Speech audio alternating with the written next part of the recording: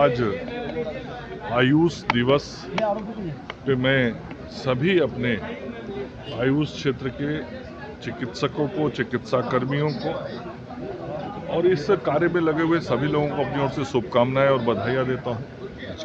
आज भगवान धन्वंतरी की भी पूजा हम करते हैं और इस आयुष दिवस पे उनका पूजन करके लोगों को आरोग्यता मिले, इसका भगवान से प्रार्थना भी करते हैं। और साथ ही आज देश के आदरणीय प्रधानमंत्री नरेंद्र मोदी जी के द्वारा देश के विविध क्षेत्रों में लगभग 12,900 करोड़ रुपए की विभिन्न योजनाओं का उद्घाटन और शिलान्यास हुआ स्वास्थ्य, शिक्षा और स्वास्थ्य सेवा के क्षेत्र में। इसके लिए मैं आदरणीय प्रधानमंत्री जी का आभार भी व्यक्त करता हूं। पटना एम्स के अंदर भी 4 योजनाओं का आज लोकार्पण हुआ है और वो लगभग 35 करोड़ से अधिक की राशि है, वो आदरणीय प्रधानमंत्री जी के द्वारा हुआ।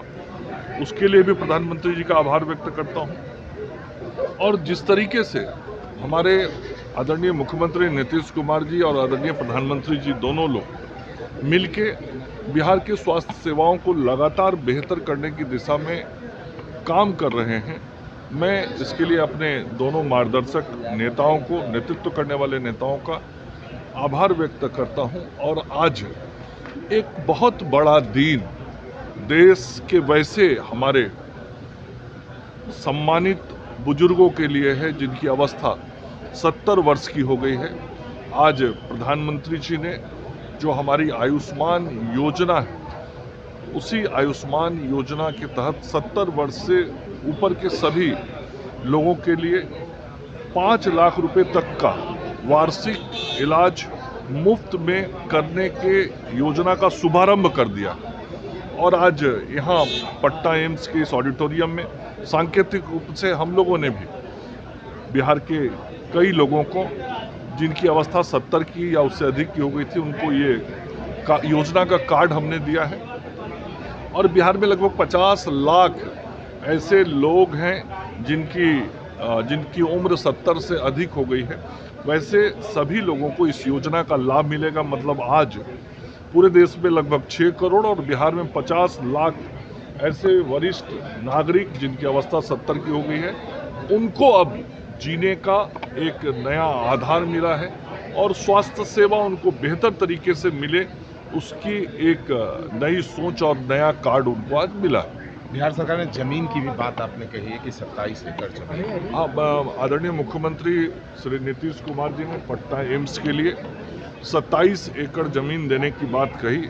आज मैंने निदेशक महोदय को, पाल साहब को और सार्वजनिक रूप से मन से भी कहा कि 2025 में वो जमीन हम पटना एम्स को उपलब्ध करा देंगे। आप सब लोग को मालूम होगा कि दरभंगा में भी एक दूसरा एम्स बन रहा है और उसके लिए जो जमीन उपलब्ध कराना था वो 189 एकड़ जमीन, 189 एकड़ जमीन हमने एम्स दरभंगा के निदेशक को उपलब्ध करा दिया, भारत की सरकार को दे दिया है। और बहुत शीघ्र बिहार में दूसरा एम्स जो दरभंगा में बनने वाला है, उसका कार्यारंभ आदरणीय प्रधानमंत्री जी के द्वारा माननीय मुख्यमंत्री जी की उपस्थिति में होगा। से एम्स परिसर में कई तरीके के शिलान्यास और कई उद्घाटन हुए हैं, उनको लेकर के क्या कुछ कहना चाहेंगे सर? एम्स पटना में आज हमारे honourable prime minister Narendra Modi ji ने डिजिटली 4 फैसिलिटीज़ को इनागोरेट किए हैं। इसमें है ड्रोन सर्विसेज। ये जो ड्रोन सर्विसेज का हम इनागोरेट किए हैं, ड्रोन सर्विसेज के माध्यम में जितने पेरिफेरल हॉस्पिटल हैं, जहां लोगों ने रोगी का जो चिकित्सा होता है, हॉस्पिटल का फैसिलिटीज़ नहीं है, उधर एक्चुअली ड्रोन के माध्यम में हम एसेंशियल मेडिसिन को, हम वैक्सीन, एसेंशियल मेडिसिन को हम पहुंचाएंगे। और जब बाढ़ हो जाता है, बाढ़ के टाइम में जब लोगों ने एक्चुअली वो हॉस्पिटल फैसिलिटीज़ को अवेल नहीं कर पाते हैं, उनके लिए भी हम ड्रोन सर्विसेज का इस्तेमाल करेंगे। ये आज प्रधानमंत्री ने इनागोरेट किए हैं, इसको हम लॉन्च किए हैं। और दूसरा है किडनी ट्रांसप्लांट। ये एक्चुअली एक बहुत बेहतरीन फैसिलिटी है सारा बिहार के लिए। ये खाली बिहार नहीं, ये तो पूरा ईस्टर्न इंडिया के लिए।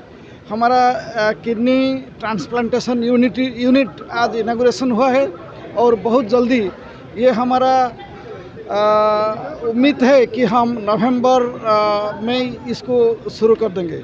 नवंबर में हमारा फर्स्ट किडनी ट्रांसप्लांट हो जाएगा। और तीसरा है हेला हाई एनर्जी लीनियर एक्सीलरेटर। ये एक्चुअली हमारा फंक्शनल हो चुका है, इसका इनागुरेशन नहीं हुआ था, इसको हम इनागुरेट किए हैं। ये एक्चुअली बहुत हाई एंड इक्विपमेंट है। ये एक्चुअली इसमें जो रेडिएशन देते हैं कैंसर पेशेंट को, ये एक्चुअली 27.5 करोड़ का है। ये बहुत एक्चुअली मैंने हाई एंड इक्विपमेंट में है, इसको हम इनागुरेट किए हैं। और उसके साथ भी हमारा ये है 10 बेड 12 बेड का निकू न्योनाटल इंटेंसिव केयर यूनिट, इसको भी हम इनागुरेट किए हैं। हमारा निकू था एक्चुअली, लेकिन इतना एडवांस नहीं था। हमारा एक्चुअली 30 बेड निकू का प्लान हुआ है, इसमें से हम 12 बेड निकू अब इनागुरेट किए हैं फर्स्ट फेज़ में। और सेकेंड फेज़ में 2-3 महीने में जनवरी फरवरी तक हमारा सेकेंड फेज़ और बाकी 18 बेड निकू जो एक्सपांसन होके इनागुरेट हो जाएगा। इसी के लिए मैं हमारे केंद्र स्वास्थ्य मंत्री JP नड्डा जी को एक्चुअली हमारा एम्स पटना फैमिली तरफ से ग्रैटिट्यूड में ज्ञापन करता हूं और मैं सबको धन्यवाद देता हूं। एक सवाल यह है कि इमरजेंसी जो डिपार्टमेंट इमरजेंसी विभाग में एम्स पटना में सीट नहीं मिल पाता है जल्दी पेशेंट को, उसके लिए क्या? नहीं, इसके लिए हम एक्चुअली इमरजेंसी हॉस्पिटल हम बना रहे हैं। इसके लिए हमारा SFC अप्रूवल हो चुका है। वो SFC अप्रूवल बहुत जल्दी हम इम्प्लीमेंट करेंगे। एक सेपरेट इमरजेंसी हॉस्पिटल बनेगा जहाँ एक्चुअली 60 बेड ICU यूनिट होगा और 40 बेड जनरल हाई एंड भी बेड होगा। ये बहुत जल्दी होगा, ये 1 साल में ये भी हो जाएगा। सर आज डिपार्टमेंट जो है आयुष बिल्डिंग है, इसमें आयुर्वेदा यूनिट बहुत डेवलप्ड है एक्चुअली। हमारे 3 आयुर्वेदा मेडिकल ऑफिसर हैं। हमारा आयुर्वेदा यूनिट में आप बहुत सारे रोगी आते हैं, उनके लिए आयुर्वेदा मेडिसिन भी हम फ्री में देते हैं। और ये जो आज का जो आयुर्वेदा जो दिवस है, धन्वंतरि का दिवस है, ये आयुर्वेदा धन्वंतरि तो सिर्फ आयुर्वेदा नहीं, तो सब जो माने मेडिकल का ये भगवान है, तो वो आयुर्वेदा हम इसको माने एक्सपांड करके रिसर्च और पेशेंट मैनेजमेंट में कैसे बेटर करेंगे, इसके लिए हम काम करेंगे।